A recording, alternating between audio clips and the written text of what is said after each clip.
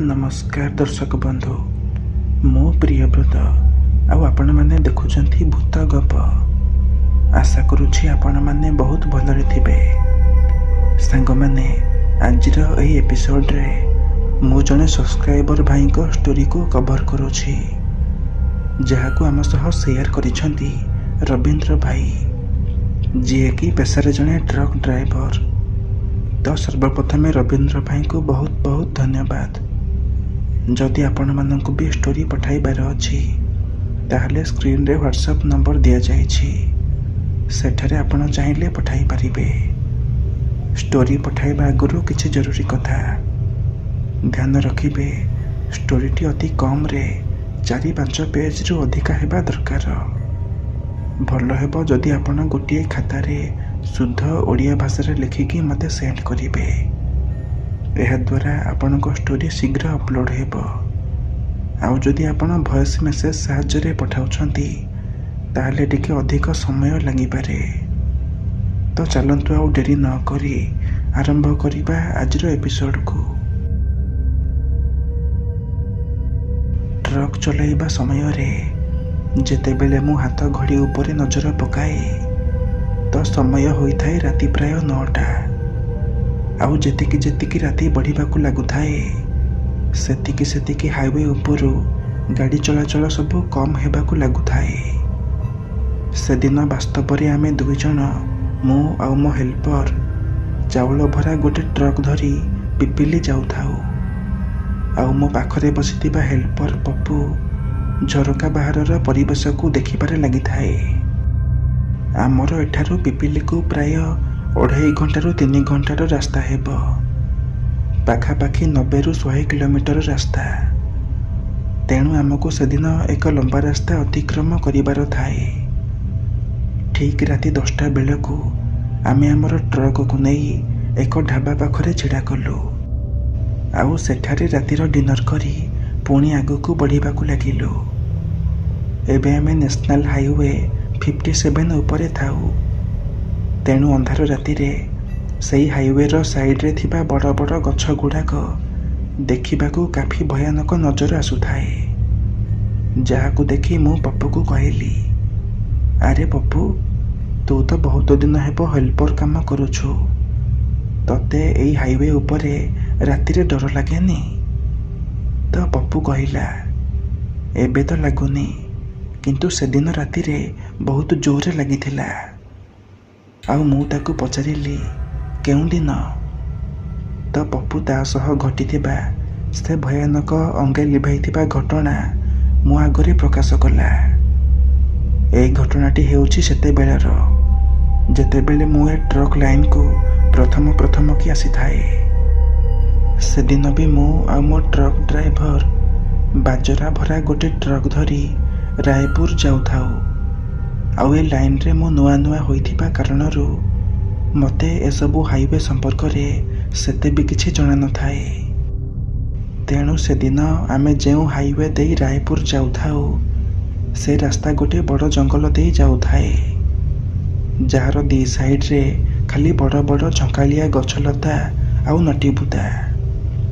एमिति के से रास्तार मझिरे आमे एभली गोटे गोटे गछ को देखुथाउ जहाकू देखी मने हेउथाए जेमिति एबे से गछ रास्ता उपरे टली पड़िबो। आउ गोटे गोटे बर गछ थाए जहाकू दूररू देखिले भी पूरा भय लागिबो। सेई सुनसान जंगल रास्ता देई आम ट्रक काफी स्पीड रे रायपुर आड़ को बढ़िबारे लागि थाए कि सेते बेले अचानक गोटे लोक जंगल भितरू आम ट्रक सामना को आसीगला। ड्राइवर एकदम हड़बड़ हो गला। आउ से लोक को बचाइबा चक्कर रे स्पीड ब्रेकर को दाबिबा परे भी ट्रक उपरू तार संतुलन हराई से लोक ऊपर चढ़ीगला। यह देखी ड्राइवर जोर जबरदस्त गाड़ीर ब्रेक देला। आउ ट्रक जाई किछि मीटर दूर रे अटकिला। तापरे आमे 2 जण ट्रक रु तळକୁ ओह्लेइलु, किंतु आमको से रास्ता रे केवल आम 2 जण को छाड़ी देले सेमिति कहीं भी नजर आसु न थांती। तेणु यह आमर आखि धोका होइथिबो भाबी ଆମେ ପୁଣି ଆମ ଟ୍ରକ୍ ଆଡ଼କୁ ଫେରି ଆସିଲୁ।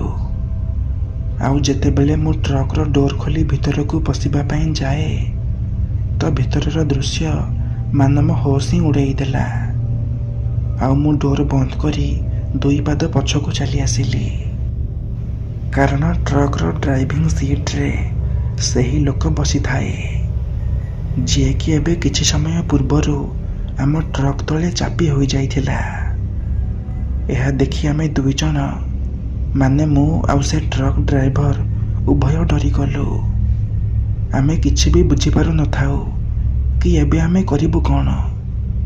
ସେତେବେଳେ ଆମେ ବିନା ସମୟ ବର୍ବାଦ କରି ଆଗ ପଛ କିଛି ବି ନ ଦେଖି ଖାଲି ଜୀବନ ବିକଳରେ ଆଗକୁ ଦୌଡ଼ିବାକୁ ଲାଗିଲୁ। କିଛି ଦୂର ଆଗକୁ ଦୌଡ଼ିବା ପରେ ଆମକୁ ଦୂର ରାସ୍ତାର କଡ଼ରେ ଗୋଟେ ଟ୍ରକ୍ ଛିଡ଼ା ହୋଇଥିବାର ନଜର ଆସିଲା। ଆମେ ଦୌଡ଼ି ଦୌଡ଼ି ଯାଇ ସେ ଟ୍ରକ୍ ପାଖରେ ପହଞ୍ଚିଲୁ। ତ ସେତେବେଳକୁ ସେ ଟ୍ରକ୍ରେ ଗୋଟେ ଲୋକ ବସି ପାଣି ପିଉଥାଏ। ଆଉ ଆମେ ତାକୁ ଯାଇ ସାହାଯ୍ୟ ମାଗିଲୁ ଆଉ ଆମ ସହ ଘଟିଥିବା ସେ ସବୁ ଘଟଣା ତାକୁ ଗୋଟି ଗୋଟି କରି କହିଲୁ। ଆମଠାରୁ ସବୁ କଥା ଶୁଣି ସାରିବା ପରେ ସେ ଟ୍ରକ୍ ବାଲା ଆମ ସହ ଆମ ଗାଡ଼ି ପାଖକୁ ଆସିଲା। କିନ୍ତୁ ଗାଡ଼ି ପାଖକୁ ଆସି ଆମେ ଯେଉଁ ସବୁ ଦୃଶ୍ୟ ଆମ ଆଖି ଆଗରେ ଦେଖିଲୁ ତାହା ଦେଖି ଆମର ହୋସ୍ ହିଁ ଉଡ଼ିଗଲା। ଏବେ ସେ ଲୋକ ଆଉ ଆମ ଗାଡ଼ି ଭିତରେ ନଥାଏ, କୁଆଡ଼େ ଗାୟବ ହୋଇସାରିଥାଏ। ତାପରେ ଆମେ ସେଠି ଆଉ ସମୟ ବର୍ବାଦ ନ କରି ସେ ଜାଗାରୁ ଆମ ଗାଡ଼ି ନେଇ ଜଲ୍ଦି ଚାଲି ଆସିଲୁ। ସେ ଆର ଟ୍ରକ୍ ବାଲା ବି କୌଣସି କାମରେ ରାୟପୁର ଯାଉଥାଏ। ତ ରାୟପୁର ପହଞ୍ଚିବା ପରେ ଆମେ ଏସବୁ ବିଷୟରେ ସେଠି ଆଲୋଚନା କଲୁ। ତ ସେଠାକାର କିଛି ଗୋଦାମ ମାଲିକଙ୍କ କହିବା ଅନୁସାରେ ପ୍ରାୟତଃ ସେ ରାସ୍ତାରେ ଏମିତି ଅତୃପ୍ତ କଳା ସାୟାମାନ ଘୁରି ବୁଲୁଥାନ୍ତି ଯାହାଙ୍କର ପ୍ରକୋପରୁ କୁହାଯାଏ କେହି ବି ବଞ୍ଚିପାରନ୍ତିନି। କାରଣ ଆକସ୍ମିକ ଭାବରେ ଏସବୁ ଘଟିବା ଫଳରେ ବଡ଼ ବଡ଼ ଟ୍ରକ୍ ଭାରସାମ୍ୟ ହରାଇ ଆକ୍ସିଡେଣ୍ଟର ଶିକାର ହୁଅନ୍ତି। କିନ୍ତୁ ତୁମର ଭାଗ୍ୟ ଭଲ କି ତୁମେ ଆଜି ବଞ୍ଚିକି ସୁରକ୍ଷିତ ଭାବରେ ଏଇଠି ପହଞ୍ଚି ପାରିଛ। ତେବେ ଦର୍ଶକ ବନ୍ଧୁ, ଇଏ ତ ଥିଲା ପପୁ ସହ ଘଟିଥିବା ଏକ ଅଙ୍ଗେ ଲିଭାଇଥିବା ଘଟଣା, ଯାହାକୁ ଆମ ସହ ସେୟାର କରିଥିଲେ ରବୀନ୍ଦ୍ର ଭାଇ, ଯିଏକି ପେଶାରେ ଜଣେ ଟ୍ରକ୍ ଡ୍ରାଇଭର। ତେବେ ରବୀନ୍ଦ୍ର ଭାଇଙ୍କର ଆଜିର ଏହି କାହାଣୀଟି ଯଦି ଆପଣମାନଙ୍କୁ ପସନ୍ଦ ଆସିଥାଏ ତାହେଲେ ଭିଡ଼ିଓକୁ ଗୋଟେ ଲାଇକ୍ କରି ଆମ ଚ୍ୟାନେଲଟିକୁ ସବସ୍କ୍ରାଇବ୍ କରିଦେବେ, ଯାହାଫଳରେ ଆଗକୁ ଏମିତି ନୂଆ ନୂଆ ଭିଡ଼ିଓର ନୋଟିଫିକେସନ୍ ଆପଣ ସର୍ବପ୍ରଥମେ ପାଇପାରିବେ। ତେବେ ଆଜି ପାଇଁ ବିଦାୟ ଦିଅନ୍ତୁ। ପୁଣି ଦେଖା ହେବା ଆଉ ଏକ ନୂଆ ଭିଡ଼ିଓରେ ଏମିତି ଆଉ ଏକ ଭୟଙ୍କର କାହାଣୀ ସହ। ଧନ୍ୟବାଦ।